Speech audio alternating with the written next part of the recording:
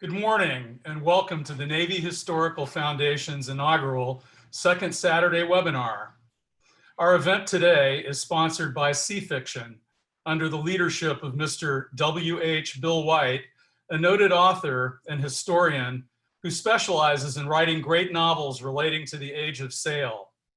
His 1812 trilogy, the Isaac Biggs series, is one for the ages. I devoured all three novels in a few short weeks. Given the topic of this morning's webinar, Sea Fiction is the perfect sponsor for our event. Thank you, Mr. White, for your support.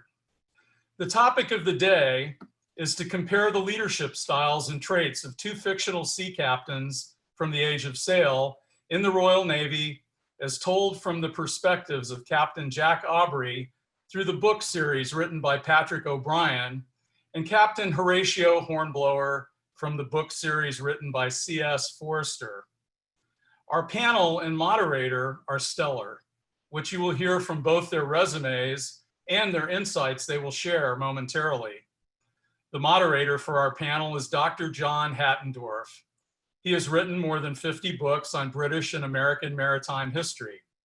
The United States Naval Institute calls him one of the most respected naval historians in the world. From 1984 to 2016, he served as the Ernest J. Distinguished Visiting Professor at the Naval War College. Our panelist representing Captain Aubrey is a retired captain himself.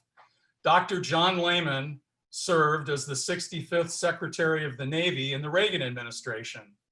He is the architect of the 600-ship Navy, the implementer of integrated undersea surveillance, and the creator of rigorous and cutting-edge naval exercises in the former Soviet Union's backyard, which many scholars and historians believe was a major contributing factor in ending the Cold War. He is an author, policy advisor, and thought leader. Dr. Craig Symonds represents Forrester's Horatio Hornblower. He was a professor at the United States Naval Academy, a visiting lecturer at the Britannia Royal Naval College in Dartmouth, England, the United States Naval Academy Class of '57 Distinguished Professor, and served a 2-year term as the Ernest J. Distinguished Visiting Professor of Maritime History at the Naval War College. He has written scores of books and has received scores of awards. Just yesterday, his most recent project supported Tom Hanks as a technical advisor for the movie Greyhound. I watched the movie yesterday on Apple TV and it was splendid. The program today will last about an hour, moderated by Dr. Hattendorf. At the conclusion of the panel's remarks, I will moderate the question and answer period. Please use the Q&A feature on Zoom to type your questions.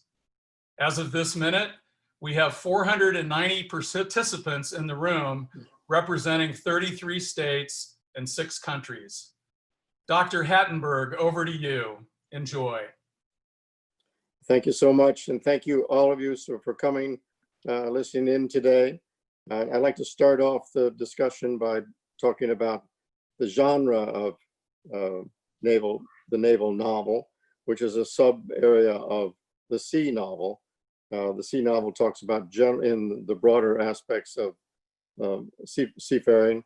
The naval novel is a particular aspect of it, which usually takes a particular period and with the naval language and technology and the events of a particular period and the main historical characters from a period, and weaves those into a fictional novel with a fictional character. The really beginning of this goes back to the 18th century with Tobias Smollett, who played a larger role, of course, in the development of the English novel. But in 2 of his books, Peregrine Pickle and Roderick Random, really starts the period off. And he's typical of many in the naval novel authors who had served in the Navy. He had been a surgeon's mate in the Royal Navy in the 1740s for about 18 months, but he used that experience in his practical life, particularly in those 2 novels. Later in the 18th century, he had a number of people who followed him, and carried on with his ideas with naval, but they tended to be more comical characters, although using a naval setting, and not quite the same as we deal with them today in the modern fiction area. The field began to fade away a little bit, but following the Napoleonic Wars and the Wars of the French Revolution, particularly from about 1820 through 1840, there was a huge blossoming of naval novels by a number of authors who were writing. One of those is, of course, Frederick Marryat, who in Peter Simple, for example, and some of his other works, Mr. Midshipman Easy, carried starts a whole series in there. And the idea of using a midshipman is something that carries on into the modern field, where you have a midshipman Hornblower and you have a midshipman Aubrey. All these are beginning to come together. The naval novels of the Napoleonic period, again, were very rich in discussing and portraying the life of the period, and in fact become interesting source pieces for historians. There wasn't any work being done in the social history of the Royal Navy really until the early 20th century, and then really only really seriously since the mid 20th century. So these novels are a very important aspect of that. In America, following Frederick Marryat, you have two important characters that work into this field, which is Herman Melville, who had served in the Navy as an ordinary seaman in the USS United States, and he wrote his novel White Jacket, which played a great role in getting rid of flogging, for example. But he was very realistic in his use of his naval experience and writing about it. Of course, he's more famous for his larger sea novel, which is Moby Dick. The other and really important character is James Fenimore Cooper, who himself also had served in the Navy, and of course wrote the first naval history of the United States, the first major one, in 1839. But he also wrote naval novels. He's more famous, and everyone remembers him for his novels based in colonial New York and the Mohawk Valley, Natty Bumppo and the Leatherstocking Tales. But he actually wrote more about the sea and naval affairs than he did in other areas. His novel Wing on Wing, for example, is one of the very interesting pieces that really begins the modern sea novel, but it also is interesting to us in this context that we're talking about today, because it takes place in the Napoleonic period and deals with an issue that Lord Nelson had dealt with in Naples with the execution of Caracciolo in that period. So this is all part of the story. The other going on after, well, I should mention first of all that Fenimore Cooper was really a romantic writer. He was inspired by Byron, and so his writing about the sea is nostalgic and romantic, actually. But what he did was to bring a lot of people into the Navy. A young man by the name of Charles Nordhoff in the 1840s, who wrote prolifically, he was persuaded to join the Navy. He was from Ohio. He joined the Navy because of reading the novels of Fenimore Cooper. And his grandson, also named Nordhoff, was one of the co-authors of the very popular fictional Mutiny on the Bounty book that came in the 1930s, another naval novel, important naval novel in the pre-O'Brien and Aubrey period. So since that time, a lot of people have branched out and tried to bring different aspects of the naval novel, inspired by the success of C.S. Forester and later Aubrey. Even Aubrey himself was, or O'Brien himself was inspired by Forester's success, and they began to develop naval novels on different periods, and some within the Napoleonic War tradition. Alexander Kent, who's the pen name of Douglas Riemann, who writes on Second World War, is another important character. But all this is just preliminary to what we want to talk about today. So I'd like to turn to our speakers and ask them how they really got interested in their subject. Craig and John L., would you like to come in? Well, sure. I'd be happy to do that. I guess I first became interested in novels of C.S. Forester when I was quite young. I was 9 or 10 years old when I found a copy of Commodore Hornblower on the shelf next to the fireplace in my parents' home. I noticed in the flyleaf that it was a gift from my mother to my father in 1945. Having been born in 1946, I was curious about what book my mother would have thought my father would enjoy, and here it was.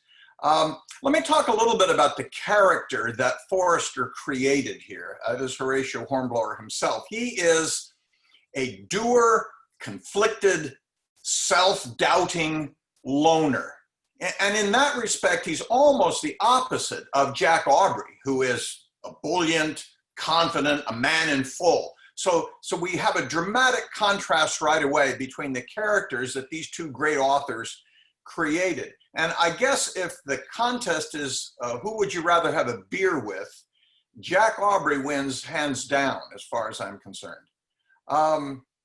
Hornblower is seasick at the beginning of every voyage, and notoriously was seasick on board the old Justinian, one of the 74s anchored in the harbor at Spithead. I mean, who gets seasick at anchor? But he did. He's musically tone deaf, so much so that he could not even recognize the national anthem, God Save the King, when it was played, didn't know what that was.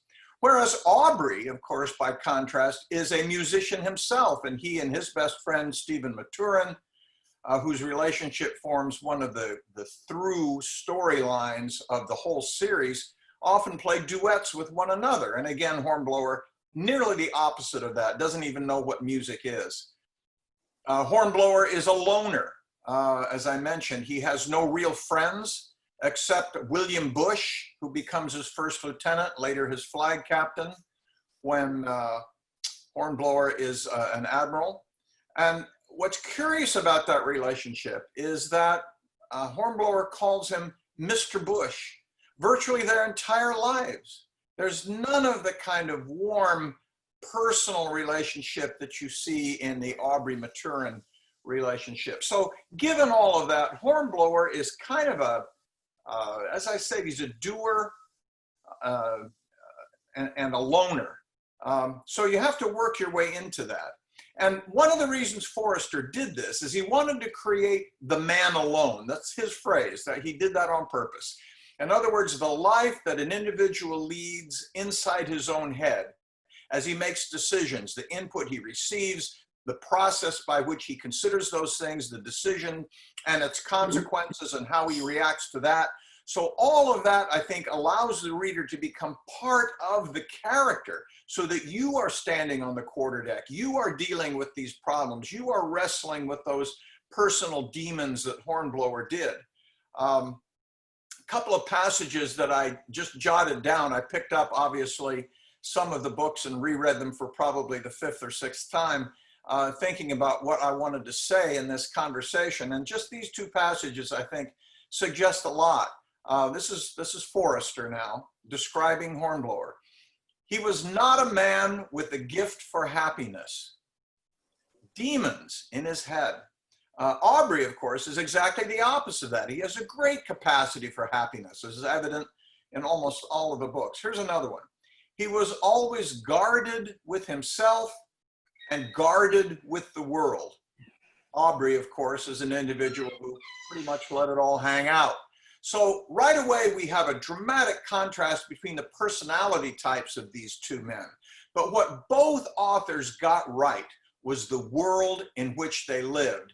And I want to talk more about that as we get further on in the conversation. But let me turn it back to John Hattendorf, and let's hear from Secretary Lehman. John Lehman, please.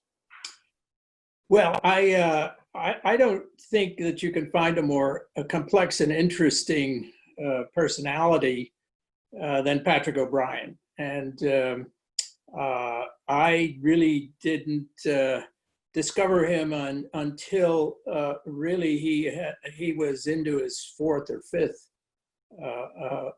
book in the Aubrey Maturin series. It's interesting, the origin of it. He certainly was a fan of Forster's adventure stories. He from the time he was a child, he was what scholars call an autodidact. He was reading intensely all the time. He wrote his first novel at age 11, and it was published to critical acclaim, really, when he was 15. And he came from a background that was British middle class. His father was a physician born in Germany. His mother was Irish. And he was one of 9 children.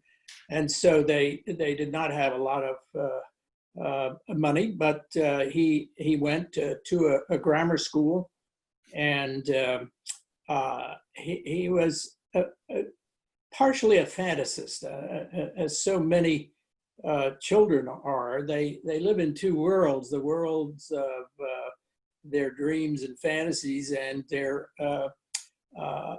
and the reality around them. And the harsher the reality around them, and the more glittering their fantasy world, they tend to grow more into the fantasy world. And that's certainly what he did. He tried to get into Dartmouth, the Royal Navy Academy, and did not make it.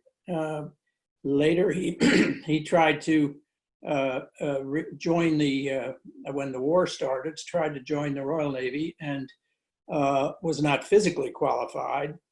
Then he applied for and was accepted for RAF pilot training, but he washed out.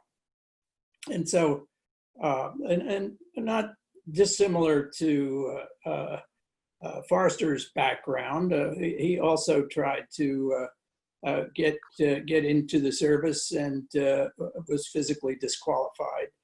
But the experiences that he had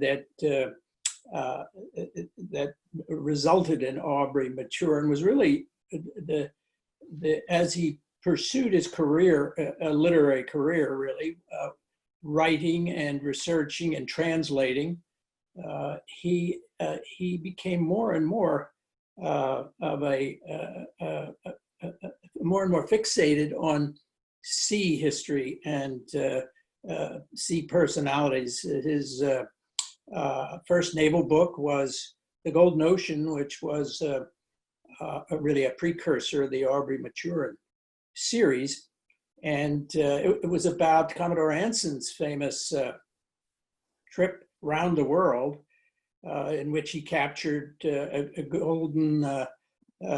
gold-laden Spanish, the annual Spanish shipment of gold back to Spain, and it's very similar to the Forrestal formula. It's a great adventure story based on real happenings, but somewhat embroidered, and makes fascinating reading. Well, Forster died, I think, in 1966, and his publisher, Lippincott, actually, having read the first 2 naval stories of Patrick O'Brien, whose name was actually Richard Patrick Roos, and that he approached, Forrester having died, he approached our hero, Mr. Roos, and convinced him to take up where Forrester left off when he died, because it was such a cash cow for Lippincott. But within the first 4 novels, where Lippincott was shifting at the time more to textbooks and the academic market, and didn't really promote them, so they didn't bother publishing them after the 4th novel. The series continued very well, and very successfully in England, but no more in the US, until one of the legendary editors and publishers in New York, Starling Lawrence, basically discovered him. And so he persuaded Lippincott, or the successor to Lippincott, for W.W. Norton to take over the rights. And it kind of illustrates how important it is what kind of a publisher you get, because the series died after the first 4 under a kind of disinterested publisher. But under Starling Lawrence, Patrick O'Brien was really introduced into how you really promote and build a following for a series. And so that's really what made the Aubrey Maturin series in the US, was W.W. Norton. And so he went on to great success, literary success, and became a figure. And I first met him when I was introduced really to the series by Whitney Goyd, who was one of the founders of Arts and Entertainment Network, who was fascinated by him. And A&E decided to start filming a series on the Aubrey Maturin, which by then was only about halfway through. And so they proceeded to build a replica of the Surprise, and had planned a major series, until they woke up one morning and 20th Century Fox had scooped them and bought the rights. And so that led to a very successful A&E series on Forrester's Hornblower series, which ran for 5 or 6 years and made them a good bit of money. But they missed out. The whole intention was to do the Aubrey Maturin series. And 20th Century Fox, having scooped them, they went on to what was a financial success. Master and Commander made a couple of $100 million, and they still have the rights for the next one. So I expect, particularly after the great success of Greyhound, Forrester's World War II movie that Tom Hanks premiered last night, and anybody who hasn't seen it should rush out and see it. It is finally, the Black Shoes have their Top Gun. It's a superb movie, and really ably portrays the kind of figure that Hornblower was, a very introspective, self-doubting, but decisive, and a great leader, but a very different kind of leader than Aubrey. So it's it's an interesting time because it's really, you can say in one way, it is just one series that Forrester started and that Patrick O'Brien continued. And I can see, in fact, I'm looking at one on the screen now who might be persuaded to continue that series. In fact, I'm looking at a couple of them, but John H. is, I want to introduce him to Norton's publishing house because somebody needs to carry it on. Because the vein is so rich. I mean, all of these books by both authors are a compendium, really, an interweaving very artfully of literally hundreds of major battles, major and minor battles, little known episodes that really happened in the classic age of 18th and 19th century sail. And so there's no shortage, and I expect that somebody will pick it up and carry it on. In the last years of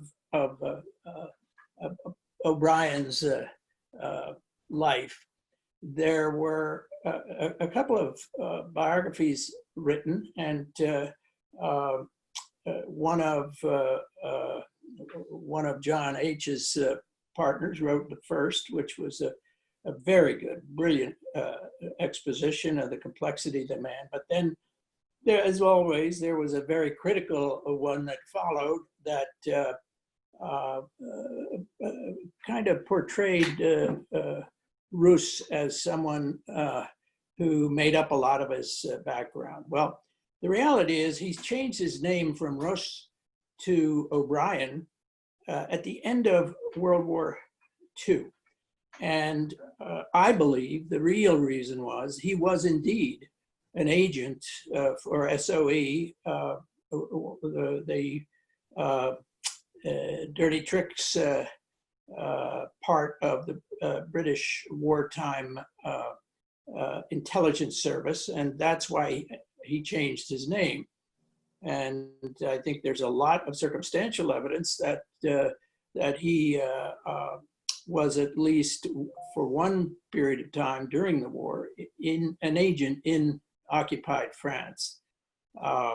And I think one of the critical biography indicates that this was all fantasy, but I don't believe that's the case. I believe he was an agent. There's just too much tradecraft in how he operated afterwards. And it makes him an even more complex and interesting character. And I think it's one of the reasons that he made one of his main characters, Maturin, a spy, an intelligence agent for Joseph Banks and other parts of the British government. So they're a fascinating personality, the author himself, not to mention the 21 books that were 20 and a half books that he wrote during this period. So let's get on to more detail. Good. Well, you mentioned the biographies, just to fill in the audience. Dean King wrote the first one, which tried to explain the truth behind some of the biography. The second one, and there's now 2 volumes. The second volume has just appeared from Nikolai Tolstoy, and Tolstoy is is O'Brien's stepson, and actually owns all his papers. Lives in London. He's a grandson, I think, of the famous Russian author, but the stepson of O'Brien. Craig, what sort of biographical studies have been done on O'Brien? Have you read any? On Hornblower. Hornblower, yeah. Yeah, Hornblower was an interesting personality as well, and there are a lot of similarities between the two men in that they each used a nom de plume. Forrester's actual name, which slipped to my mind at the moment, but I think we got a slide on it coming up here, was Cecil Smith. He hated the name Cecil. He went by C.S. Forrester for all of his literary efforts. He was a well-known writer before he undertook the series with Hornblower. And I don't think he began the series with Hornblower thinking that it would be a series. He wrote the first of them in 1937, before the war, which was called Beat to Quarters in America and A Happy Return in Britain, about Hornblower's service in the Pacific. And I think his initial notion was that this would be a one-off or perhaps two. They ended up being a trilogy, 3 volumes that then were collected together and published as Captain Horatio Hornblower. Those are the only 3 in the series that were written before the Second World War. The next volume, which is a sequel on Commodore Hornblower, picks up the story and was published in 1945. That's the first of the books that I happened to read of his service in the Baltic Sea. There haven't been as many studies of Forster as an individual, but he does have an interesting life. He was not in the service, as John Lehman mentioned. He was NPQ in the same way that O'Brien was. He did try to enlist in the Royal Navy, was turned down. His sea service consisted almost exclusively of about 5 months spent on a tramp steamer and then some sailing experience. And yet, in spite of that, both of these authors are remarkably accurate in the way they portray the management of square-rigged ships at sea. It's a far more complex problem than I think most lay readers would initially appreciate, particularly if you're maneuvering for the windward advantage or to come on the starboard or port side. And I mean, the complexities of maneuvering a square-rigged sailing ship in a combat environment, particularly near shore or amongst islands. And both of these guys handle that extremely well. Just as an aside, I thought it was interesting that when I was helping Tom Hanks a little bit with his script on the Greyhound movie, one of the things the producer figured out was that if you took the casual references that Hank's character makes in the script, in the book originally written by Forster, and actually plot those on a moboard or on a chart, they actually do correctly describe the organization of the convoy and the attacking vectors of the U-boat. So he paid a lot of attention to the detail, not only of how you work a square-rigged sailing ship on a lee shore, but also how the vectors of a convoy in the Second World War plotted on the chart. So they were both extremely careful individuals. And I think one of the things too that John Lehman and I both love about both series is that they tell you a lot about the culture of the Royal Navy in the Age of Sail, and not only working a sailing ship, but the dispense of grog, the discipline that has to be enforced on ship, the food, horrific food, often particularly at the end of a long voyage when supplies are running low, the privations endured by the men in the ranks, the things a commanding officer would need to do to keep the enthusiasm and the loyalty of a crew that would put up with such difficult circumstances on a long voyage. The role of the press and of recruiting and getting sailors on board in the first place. All of these things, both of these authors develop in great detail and in ways that help you understand not only how ships worked in the Age of Sail, but the problems of command that still survive in terms of officers trying to deal with a happy crew on a long voyage in a difficult environment. So I think that there's a lot to learn from both of these authors for a modern audience, not just as literary entertainment, which it is, but also in terms of what they can teach us about the loneliness and the difficulties of command.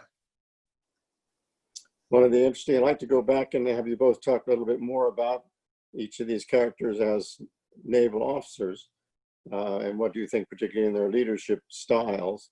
Well, Hornblower is interesting in the fact that another naval novelist, C. Northcote Parkinson, wrote a biography of this fictional character, which many people thought was a real historical character.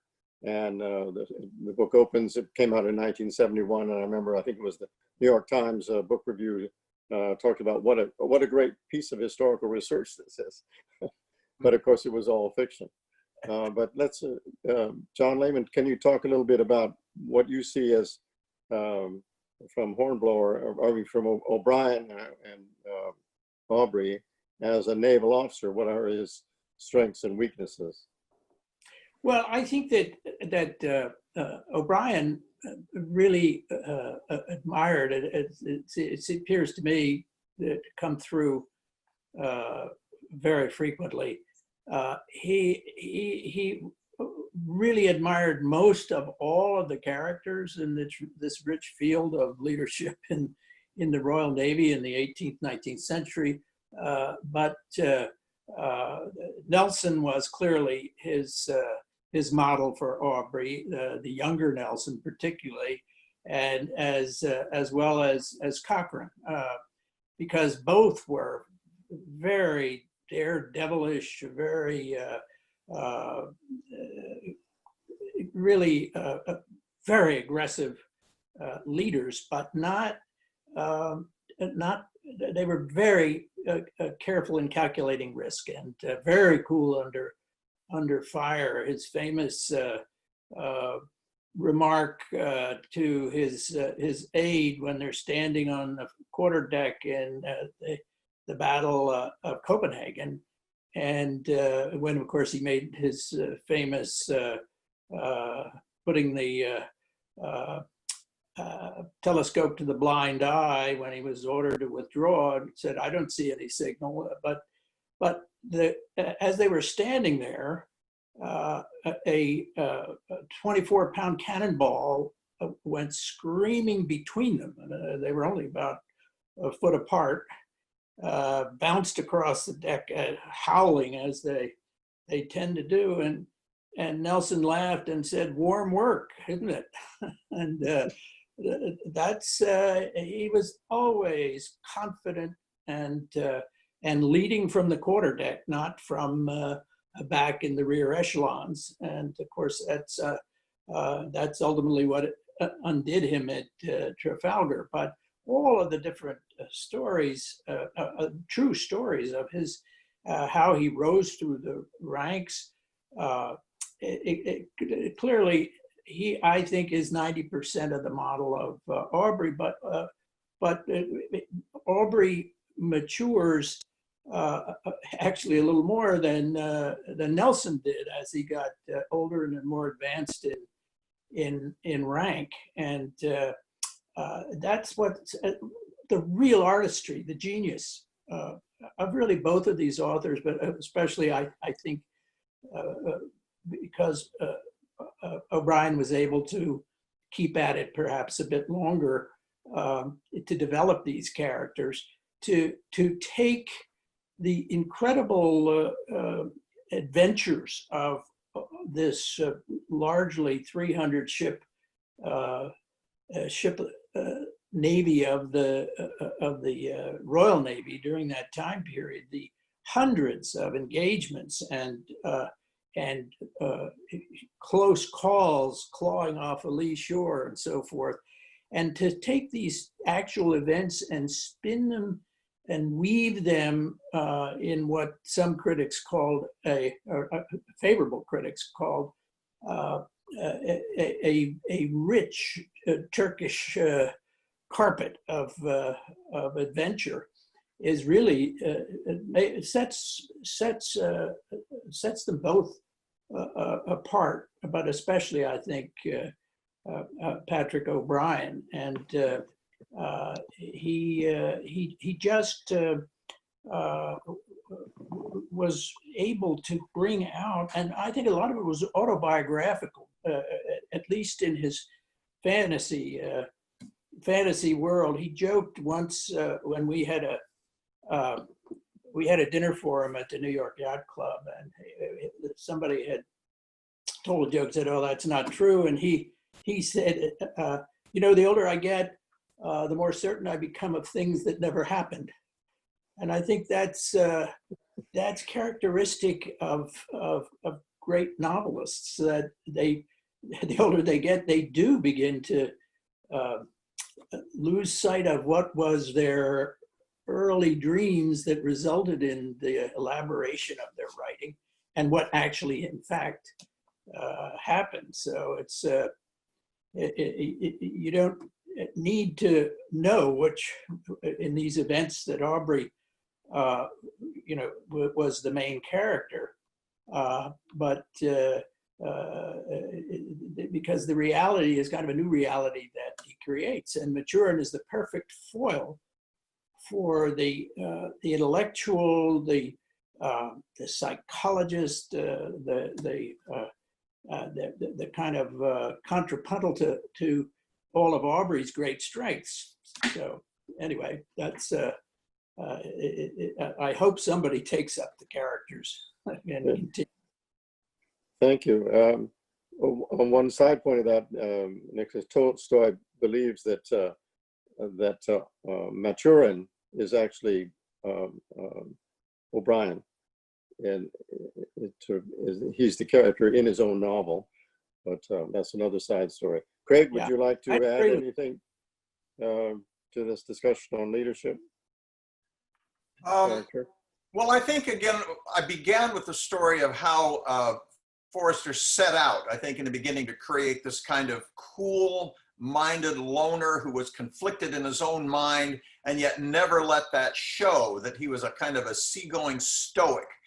And having set him up that way in the initial novel, he was compelled then, as an artist, to maintain that character as he wrote both the sequels and then eventually in the 1950s and into the 60s, the prequels to these, which in my opinion are among the better, in fact, the best of the book. When he is a commander in charge of the three-masted sloop Hotspur and the Atropos, cleverly titled Hornblower and the Hotspur, and Hornblower and the Atropos. Here he's a guy in command of a small enough ship that the relationship between him and his small wardroom and the crew there's an intensity about that you don't see more like Jack Aubrey, that you don't see on a ship of the line, for example. So that exposes his leadership responsibilities in a way that I think both the latter books do not, where he's in charge of a squadron or even a fleet as he gets to be Lord Hornblower.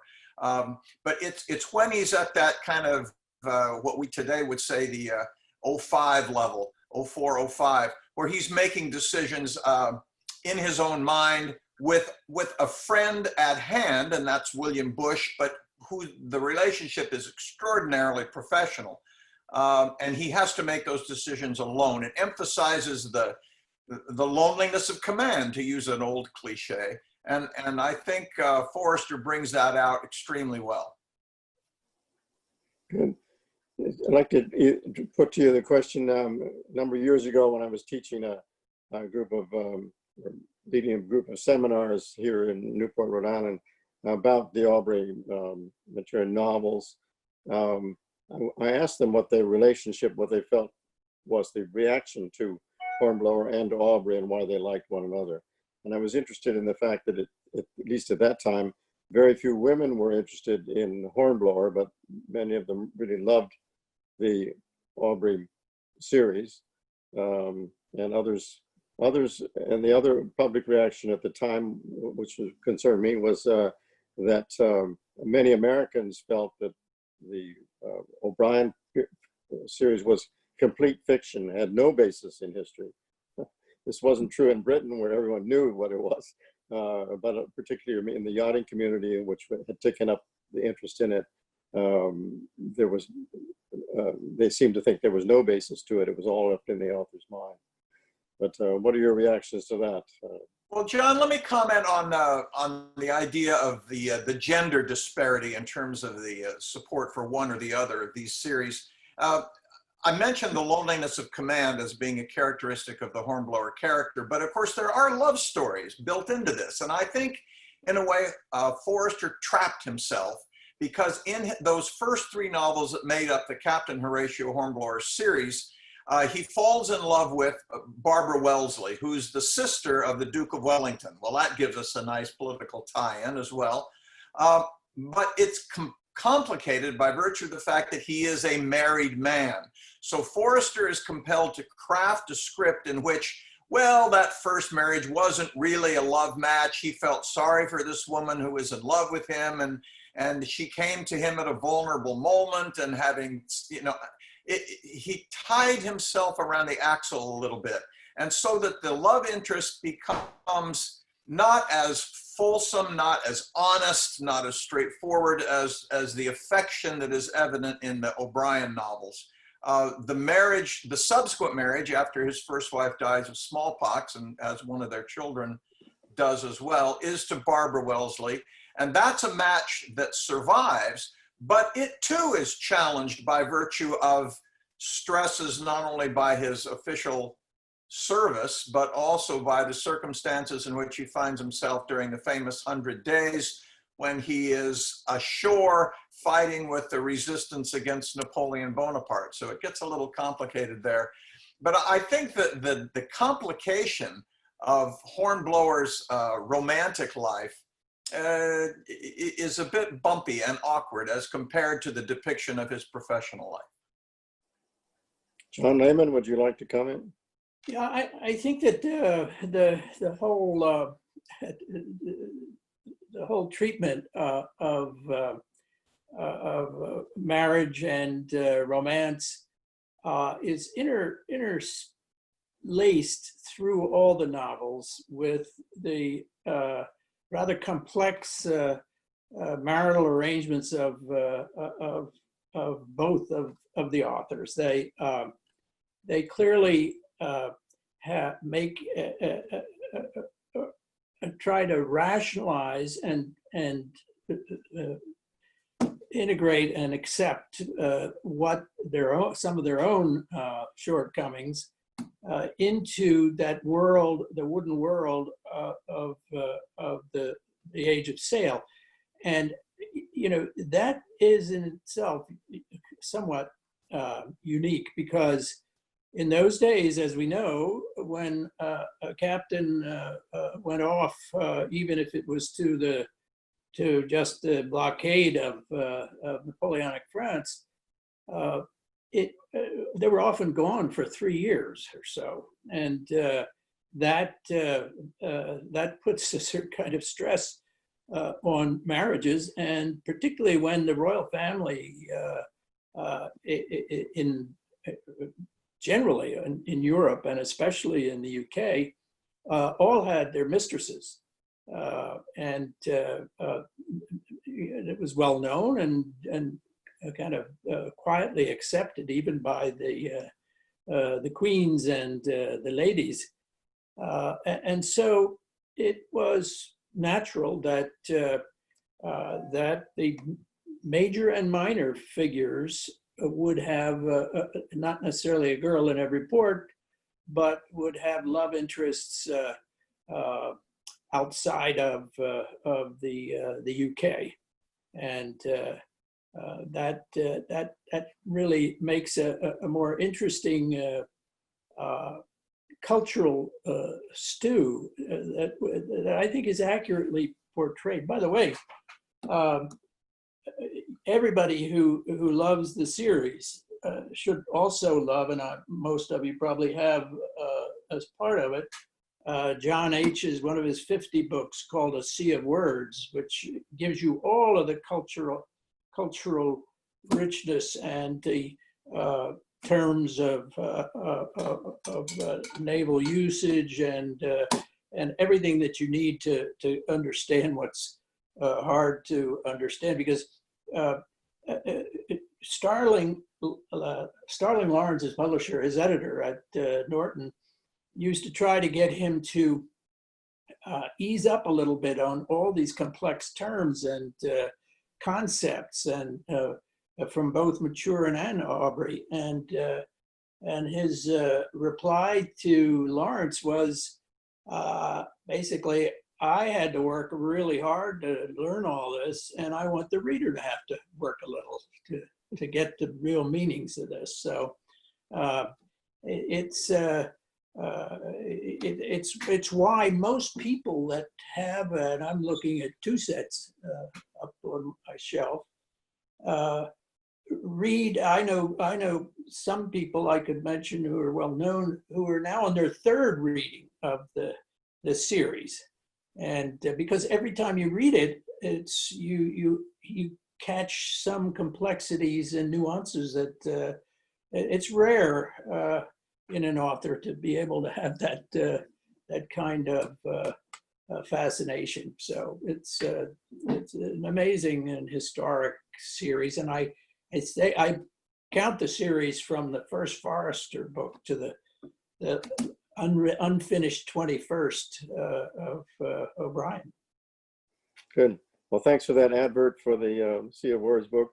We also did a map book called Harbors and High Seas, which raises the point that Forester did his own map book and explanation for his series. Craig, would you like to comment on that?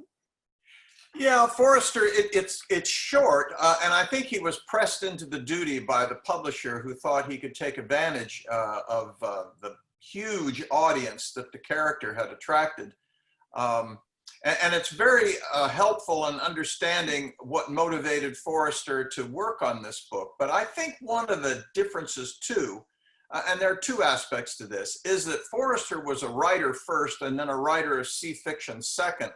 Whereas Patrick O'Brien, although he did other works and very good works, I think really dove full bore into the sea series. Interestingly, O'Brien wrote 20, John, you'll have to help me, is it 21 and a half? He expired in the midst of one of them.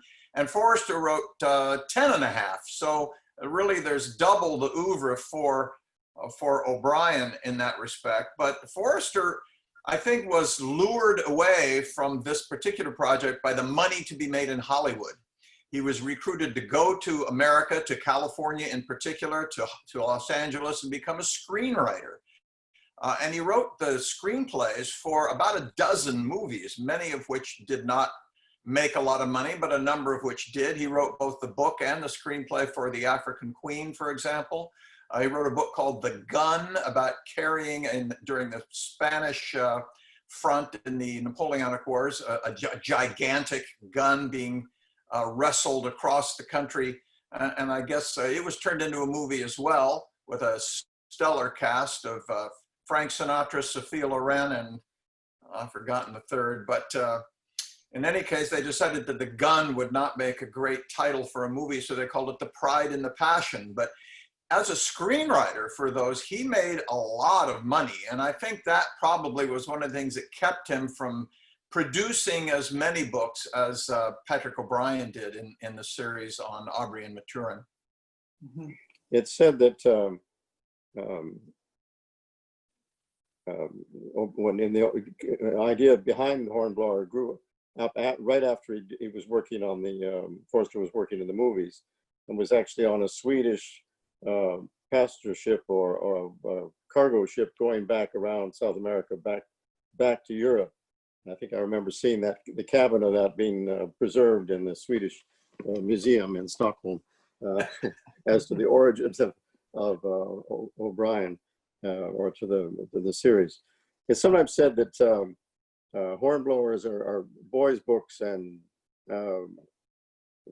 Aubrey is the literature. How do you react to that, the two of you?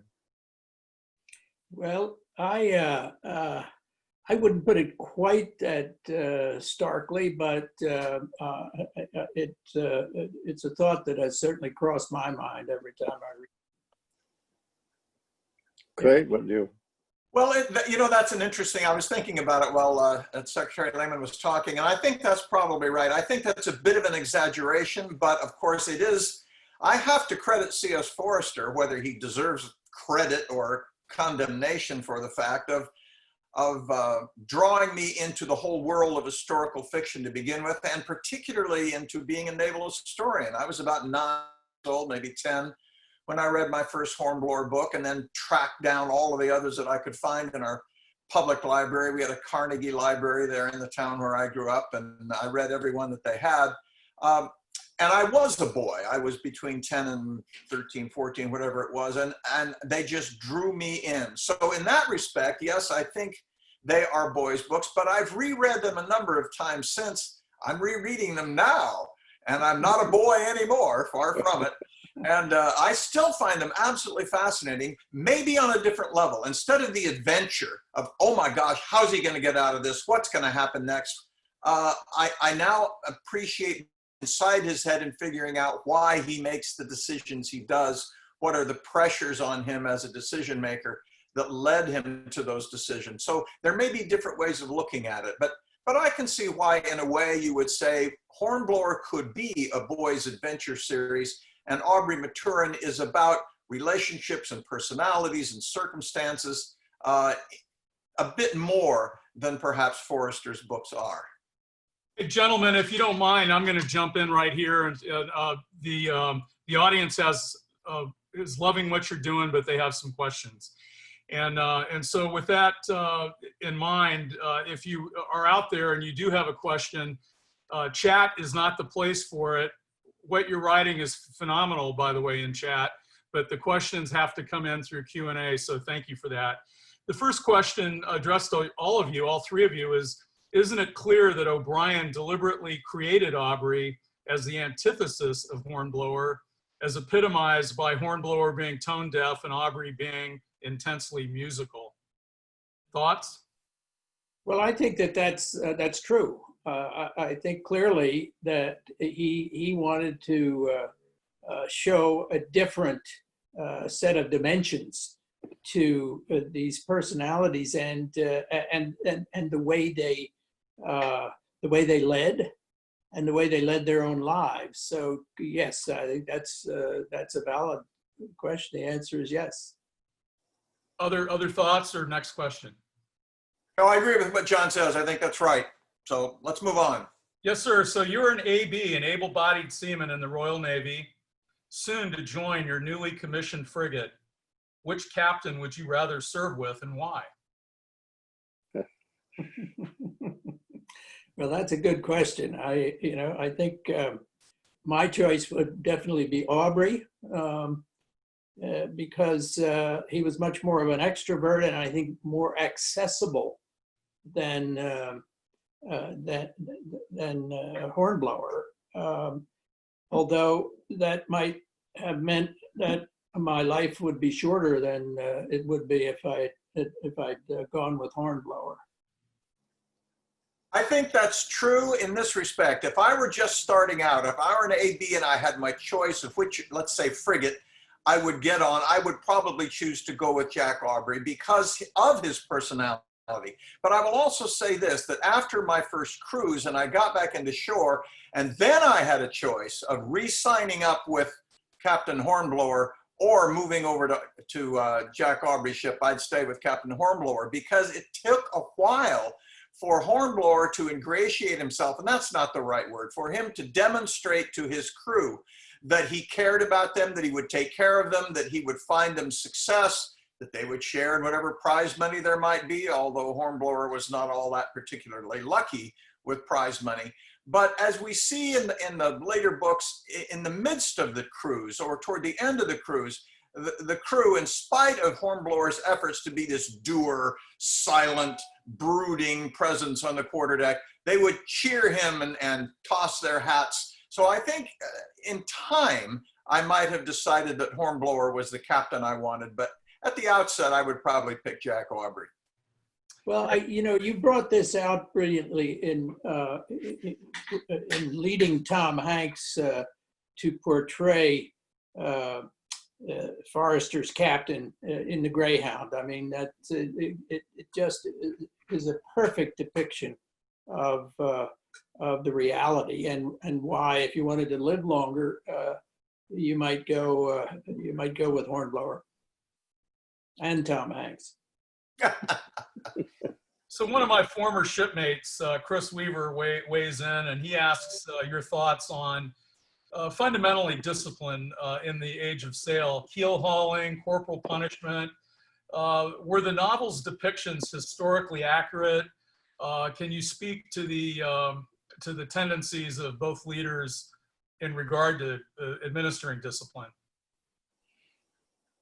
Well, I think both of them both of them were repelled by the corporal punishment and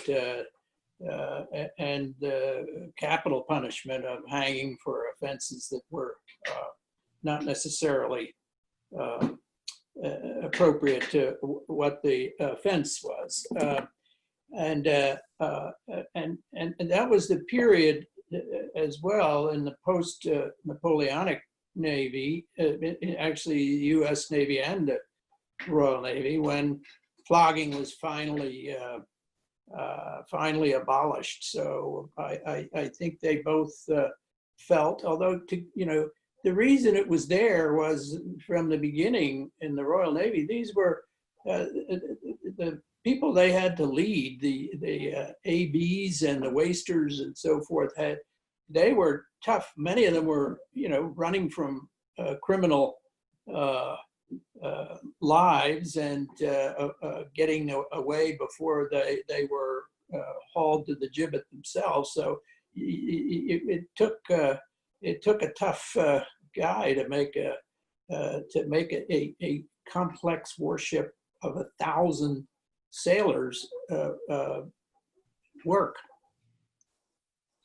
Yeah, I think that's exactly right. There are a couple of moments in both series where the captains, the major characters, are confronted with a case where they are compelled to apply a tough physical discipline, and they do so because it's necessary, not because they believe in it or they like it. A few cases in particular. One case that comes to mind about the Hornblower character is that he's become very fond of his captain steward, who takes care of him, manages to feed him and take off his coat and so on. It's the development of a kind of relationship that might have become not quite Aubrey Maturin, but a real friendship, as well as counting on the support of this individual. And then during a moment of stress, this captain steward raises his hand to his petty officer. Well, that's a hanging offense. There's nothing to be done about it. He's clapped into irons. But Horn contrives a circumstance where he needs to have a competent steward because he's hosting the royal governor. And so he makes it look like, well, you'll just have to release him from irons so he can take care of this one thing. And then deliberately leaves the cabin windows open and asks him, Brown, can you swim? So he is violating his own standard, save the life of this individual, and then he excoriates himself for months afterward by having behaved dishonorably, illegally, by saving the life of this individual whom he allowed to escape. So it again is that complex environment where I am compelled by the circumstances of the life that I've chosen to behave in certain ways. And if that means the application of the cat o' nine tails, I'm going to have to do that, but I don't have to like it. Thank you, sirs.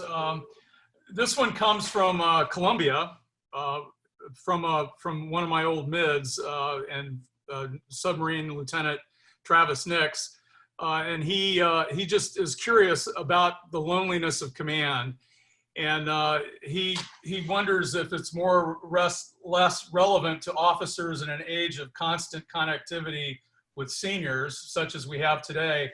Are there lessons from the age of sail that are still relevant? And there's an overall theme. We've had about 12 people address loneliness of command and what the attributes of both captains would be with respect to that. Well, I think it's one of the real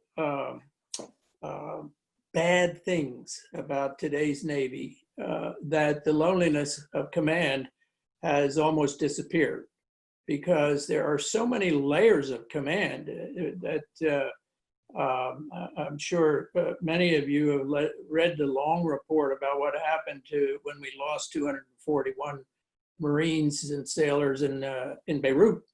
And it was very clear from his report that there were 7 layers of command who were having inputs to the colonel on the scene, and he was far from lonely. He was so crowded that it just didn't give him the autonomy of command. Yet he ended up being the only one punished, because he was at the bottom of the all the stuff that was rolling down from different inputs. Our naval commands primarily done when the consolidation in 47 took place, but the bureaucracy of command in all of the services is so bloated today that there is no captain who is alone and allowed to do anything completely on their own. Now, obviously, when they're in a battle, they don't, you know, if there's time, they have to report up the chain and down the chain. But we've got to do something about that. And I think these novels illustrate exactly that you can't apply the layers of chains of command and jointness particularly if you're going to have successful leaders. I agree with all of that, but I also want to add one more thing, and that is one of the things that appeals to all of us, I think, about the loneliness of command in the age of sail is that once they were out of sight of land, they were alone. Nobody's going to send them an electronic message changing their orders. If you happen to be not in sight of another ship, you can't even send a flag hoist, however scripted that might be. But in the entire age of sail, before electronic wireless communication, officers on distant station were virtually sovereign. And that loneliness is political as well as operational and tactical. They had to make decisions on which empires could rise and fall. And they knew that if they were in charge of a squadron on a distant station and behaved inappropriately with a warship of another nation, that could trigger a war. And they had no recourse, nobody to turn to say, gee, what shall I do now? What about this, boss? So that, I think, puts a very specific emphasis on the role that both Jack Aubrey and Horatio Hornblower had in terms of making decisions at the point of the spear, out of contact with anybody who was in a supervisory position. Thank you. This question is less about the novels, but it's entirely about the age of sail, and it compares the Royal Navy with the U.S. Navy. And the question is, what did we, the U.S. Navy, learn about how not to run a ship from the British examples shown in these writings that were applied to a different U.S. approach to many issues, such as Churchill's comments regarding the traditions of the Royal Navy, forced service, impressed crews? What did we learn to do different, if anything? Well, you know, you raised, it's really an interesting question, because for the first 100 years of the United States Navy, there was almost no difference at all. In fact, there were 100 Americans on HMS Victory at the Battle of Trafalgar. And as you recall from White Jacket, there were dozens and dozens of Brits in the United States, the USS United States, and that was in 1840 or so. So it was very, very, very common. And, you know, Nelson himself praised the action in Tripoli of burning the Philadelphia, saying it was one of the most heroic naval actions of the era. And similarly, he was as much a hero, really, I mean, a legend, Nelson, that is, to officers and long-term sailors as he was to the Royal Navy. And so there wasn't much difference at all, except that the U.S. Navy normally said they served on a ship because that was from the influence of the French Navy outfitters, while the Brits always said they served in a ship. But it's minor things like that, but there was hard to tell bigger differences. It is noteworthy that the Royal Navy, as dominant as it was in the Age of Sail, and really for that matter on into the Age of Victoria, was such a template for the navies of the world. You think about naval uniforms today, and yes, there are distinctions and between the various ones, but by and large, the navy blue, double-breasted, gold-buttoned outfit with either stripes on the sleeve or shoulder boards, the combination cover cap. I mean, all the things that we think of as being particularly naval are all derived from the Royal Navy. So the United States Navy in this early era had a curious kind of love-hate relationship with the Royal Navy. They were rivals. It's hard for a modern audience to remember that the British were the default enemy of the United States for more than half of its history. Not until the emergence of the so-called special relationship in the 20th century was that kind of muted. But by and large, the British were always the bad guys. They were the ones against whom we measured ourselves. But at the same time, we also embraced and adopted the protocols and the standards that the Royal Navy had established. So that whole relationship is a particularly interesting one. Yes, sir.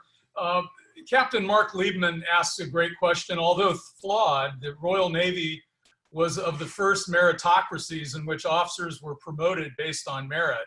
Please comment about how Hornblower and Aubrey worked this system to get officers they believed to be competent promoted and those who weren't not advanced.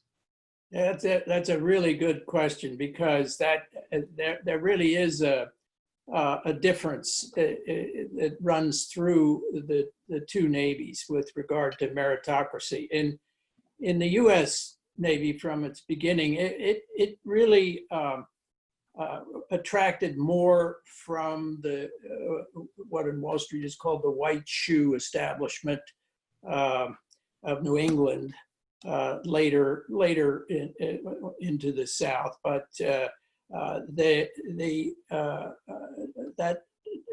was different, very different than in the Royal Navy. You did not, it really was a meritocracy from the very beginning. That was the way you could rise from no particular station to make your fortune and make your family's reputation. The Army, by contrast, the British Army was always where the aristocracy and the establishment ruled, and still to a certain extent does to this day. And right up until the late 19th century, to be commissioned in the Army, you had to buy your commission. And that was never the case in the Navy. But in the Navy, to get promoted to captain from lieutenant, for instance, to post captain and to commander, it really helped to have influence, to have your, have pull. It ain't it ain't who you know, it's whom you know in Whitehall was kind of the rule.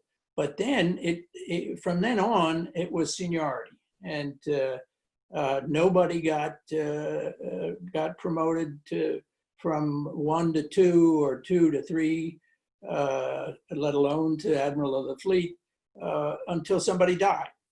And that never really was the case with the U.S. Navy. So there are lots of differences that have, still have long-term hangovers, if you will, in each of the services.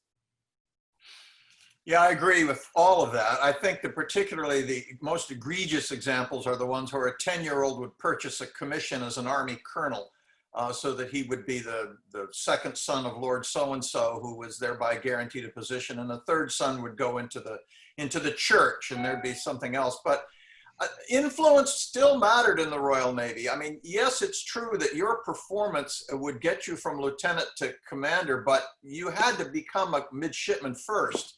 And one of the ways a smart captain would curry influence in Whitehall would be to invite the second sons of Lord so-and-so to become a midshipman on his ship. If you had midshipmen who had influence, who had family, that helped you because you now had a friend at court. So this kind of insidious inside trading, if you would, among the middling aristocracy. Now, for Jack Aubrey and Horatio Hornblower, it don't quite fit the mold. Hornblower's parents were, I think his father was a country doctor or a parson, I've forgotten, but he was not a royal, a lord of any kind. So he was lucky to get his midshipman's appointment. And he knew it would be entirely up to him in terms of his success to move from that position to the next and the one beyond and so forth. So that's part of the patina of his self-doubt and his personality, is that, oh my gosh, I can't afford to screw up because I have no place else to go. During times of peace, these officers were put on half pay ashore, and surviving on half pay in a in a room and board environment, you could barely get by. So he had to make good on his own. And that's one of the themes, I think, through both of these series, is the ability and the willingness of these talented naval officers to work their way up. This next question is kind of a two-parter, but I'm trying to aggregate about 20 questions within these two. And it's real poignant, and really everyone's kind of hungry for your thoughts on it. And so part one would be, what scenes, if any, from either the Hornblower or Aubrey series most relate to your personal experience as a naval leader? Are there examples of people today that we can talk to? But then the second part, and this is fascinating, it goes to the today's tendency of zero defect mentality. So Jack Aubrey and Hornblower, to an extent, succeeded as commanders through leadership skills honed by personal and professional challenges and failures, including Jack smuggling a consort aboard, leading to a reduction in rank. What did Jack learn before the mast contributed to later success? Hornblower, as discussed, has had social and personality challenges and risk also in his personal life. A lot of folks are interested in what you think about professional cultures intolerant of failure in today's environment. And even Admiral Nimitz ran aground early in his career. Admiral Borda, touched paint with someone. So is it possible for fictional characters to help develop leadership and character in the real world? Are the Aubrey and Hornblower examples relevant as lessons for today's Navy and for us individually? That's an aggregation of probably 20 questions, but it really reflects the interest of the audience. So over to you guys. Well, I think you've touched in that question on the most important issue in the Navy today. We have a culture, the Navy has a culture that brags about zero tolerance. And so if a young lieutenant happens to get a DUI or make some other mistake, that ends a career, basically. And if someone lodges a complaint, God forbid, that a commander or a squadron commander or ship commander has created a hostile environment, and an investigation has to be launched, that's the end of that quote leader's career, regardless of whether he's found guilty or not. It's a terrible environment that now exists in the culture of the U.S. Navy, that you are not allowed to make a single mistake. Well, people that have no mistakes in their past, in my judgment, have no future. And to promote only people that have never taken risks and made mistakes is the way to have a leadership that is useless. So that's got to be changed. And I think that was a glory of the US Navy and the Royal Navy in the 19th, certainly the 18th, 19th, and right up until 20 years ago, that people could make mistakes. And if you look at the 4 or 5 stars that won World War II in the Navy, only one, maybe Admiral Leahy, might have made it past lieutenant commander, but the other 3, not a chance. They would have been bounced out, passed over, because they made mistakes, and some of them pretty big ones, but they had people looking for talent above them. The seniors were looking for the kind of people that were warfighters, and warfighters that are successful, like Jack Aubrey, they're going to make mistakes. And if you can't protect them, and somebody tries to protect one of their junior officers today, has a complaint lodged and an investigation launched for covering up. And so, but I'm sorry, I get a little worked up over that. That was great, John. It's funny, as soon as I heard that question, what triggered in my mind, I'm working on Chester Nimitz now. I'm doing a book on Chester Nimitz's leadership in the Pacific War from Pearl Harbor to Tokyo Bay. And one of the phrases that you find regularly in his correspondence, to Spruance before Midway, to Gormley before Guadalcanal, he uses the phrase calculated risk. He encourages them to use calculated risk. Now, it's the calculation that they must make. And whether that calculation hedges on the side of risk, too much risk or not enough risk, is not something you can script. It's something that you have or you don't. And I think the point you make is excellent. And the people who fought that Second World War for us, those in the high position, were those who were willing to make the calculation and to take the risk when warranted. And what we see, I think, in the Aubrey character is somebody who does take risk. And of course, it bites him once, but he comes back. There is a second chance. Hornblower, this character who is just tormented by his circumstances, risks, but every time he does so, he believes he's putting not just his life, but his career in the balance as he makes that decision. So I think risk and the willingness to endow your subordinates with the opportunity to make that calculated risk is the essence of a good leader. Hear, hear. So there's another, and I'm trying to reach out to all these brilliant questions, and so these are related. So Todd Creekman, a dear friend, class of '69, he asks, he says Forrester used prequels to help readers understand Hornblower's early years. Why didn't O'Brien later write prequels about Aubrey's service before Master and Commander? And then the question, that kind of follows suit on that is a different individual, Mr. Blackley. There's a parallel between O'Brien's childhood and that of C.S. Lewis. Both lost their mothers at an early age and created rich fantasy worlds for themselves. Think about That Hideous Strength, Perelandra, all of the great trilogy books that Lewis wrote. But they eventually blossomed in their fiction. Was Neptune O'Brien's God and the Royal Navy his church? That's the question. That's for you, John. A lot of people are thinking about this, so it's not just an isolated question. So on this one, I'll let you go first. No, you should flick that over to Dr. Hattendorf. We probably should flip that over to Dr. Hattendorf. Yes, John. Yes, John H. What do you think?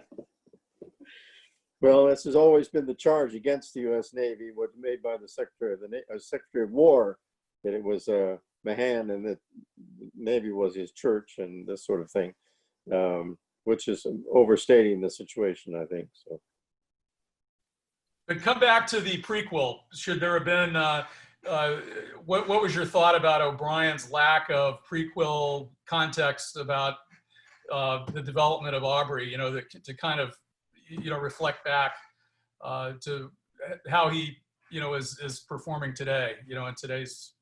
Well, he said the first book starts out at a pretty young period in Aubrey's career. So there was no need, in the Hornblower series, the first book, he's already well along in his career. So with Aubrey, it's really just kind of starting out.